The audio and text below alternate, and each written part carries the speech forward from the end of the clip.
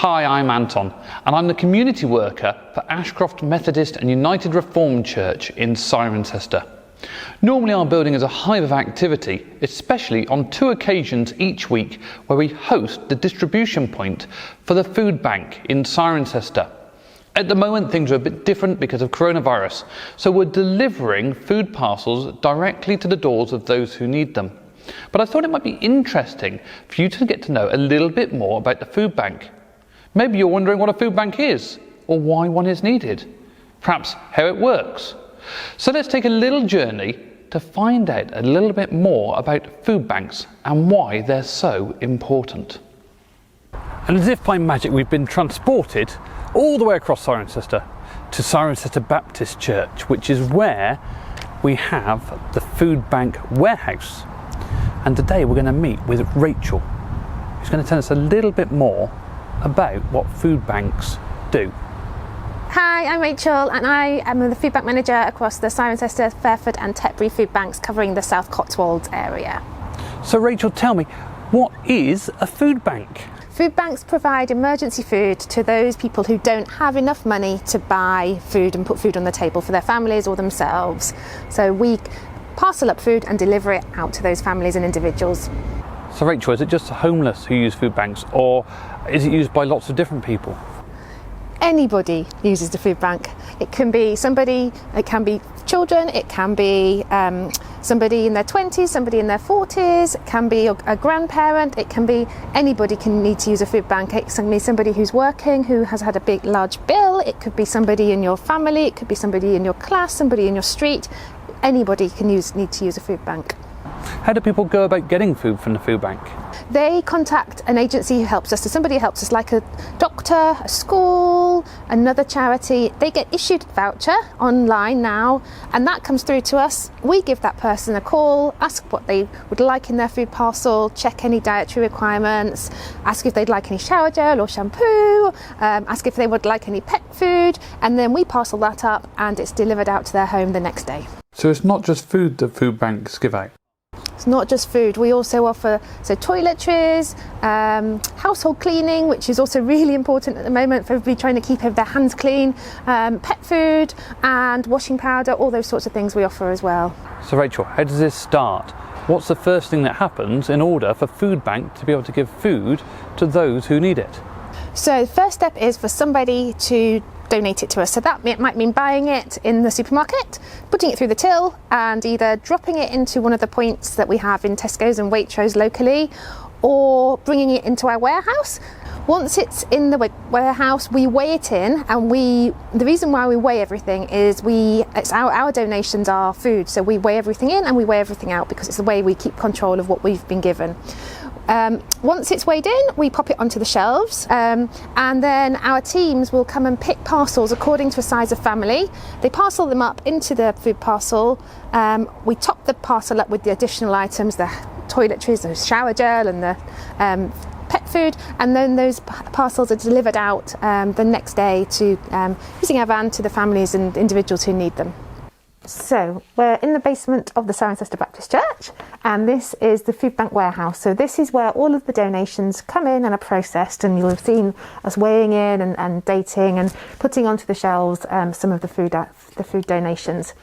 What happens here is we have all the food in this little horseshoe sorted by its type and by date. So it means that our stock rotation works and our stock control is important, but it also means that when we pick a food parcel, so this is a typical list of a food parcel that a family of 3 or 4 people would get. So it could be 2 adults, 2 children, it could be 4 adults, it could be 3 adults and a child, or 2 adults and 2 children. They would receive this as standard. So I'll just start packing a box just to show how that process works. And our food parcels do vary in size depending on the size of family and the size of how many people are in that household. So this one gets 4 cans of soup. And we try and give some variety of soup, but not too much, because sometimes people only have one pan or 2 pans, and if you give them 4 different cans of soup, then they can't all eat together. Everybody gets beans. We've got lots of baked beans, so we pop in 4 cans of beans.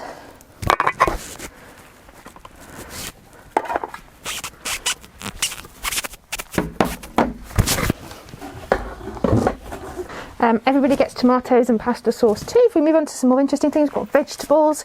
Everybody gets vegetables too, and we give a variety of those as well. We try and make sure that we give plenty of variety on veg. So there's sweet corn, there's peas, there's green beans there as well. We put in meat too. So we'll do minced beef with onion. There's some hot dog sausages there, a chicken curry, and we'd also add a pie as well into the family boxes, which the pies are just over there. 2 cans of fruit. As you can see, the fruit shelf is looking a bit light, and so is the rice pudding shelf below it. So that's where your very kind donations will go.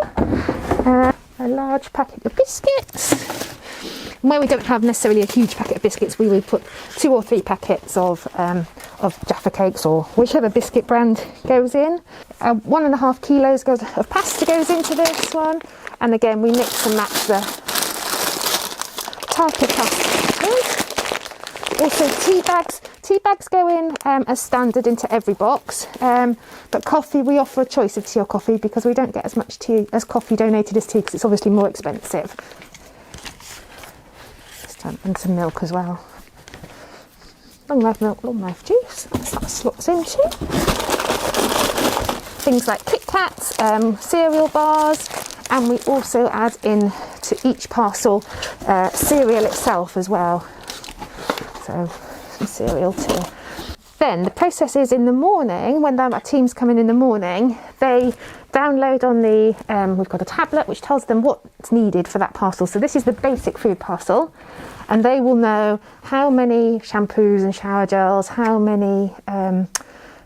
what dog food or pet food they need, and they get that from these boxes here. So they will know if there's if shampoo and conditioner's needed, if deodorant's needed, if shaving foam's needed, if shower gel's needed.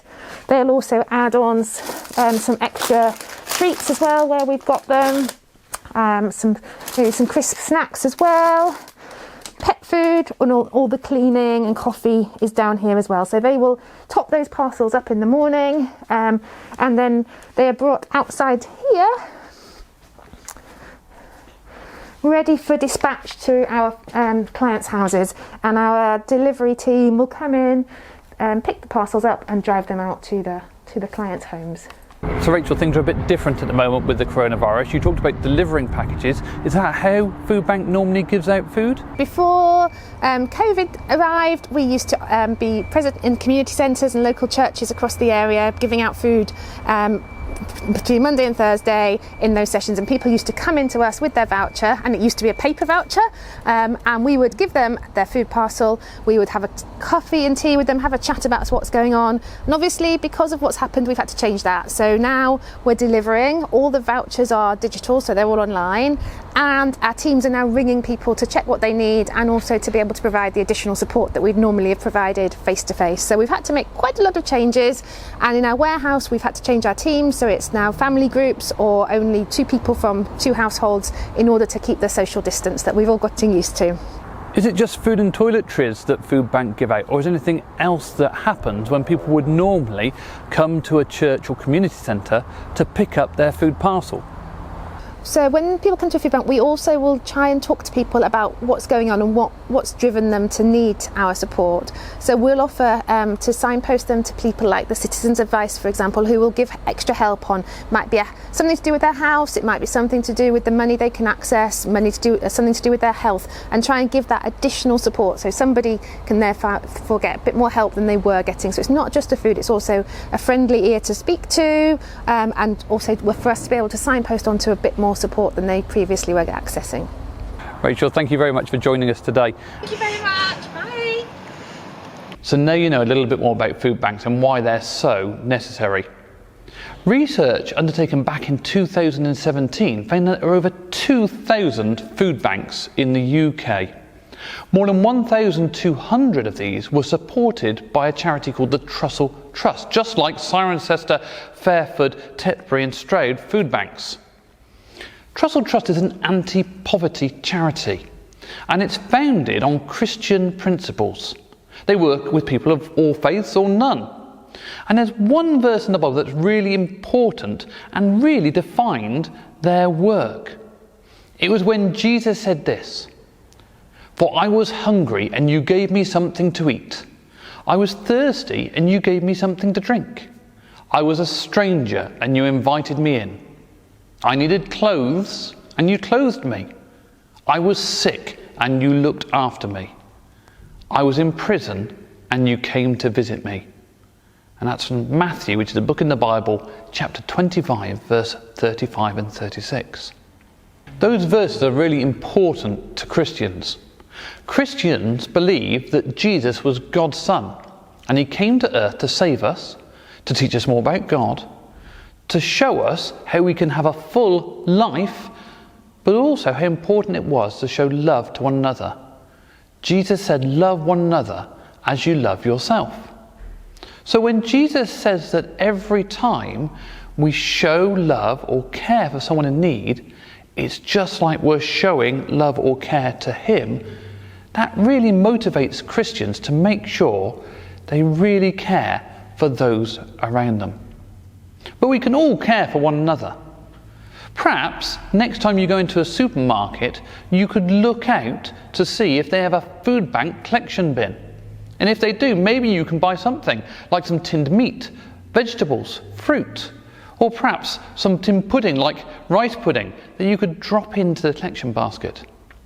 Maybe you could help to raise awareness about the work that Foodbank is doing by letting others know about the great things that they do for people.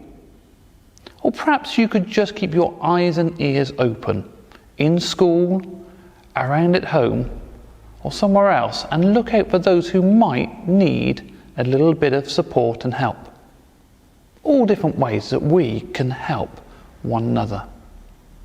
So I hope you've enjoyed the video today about the Foodbank. Perhaps you might join us again in the future for another collective worship.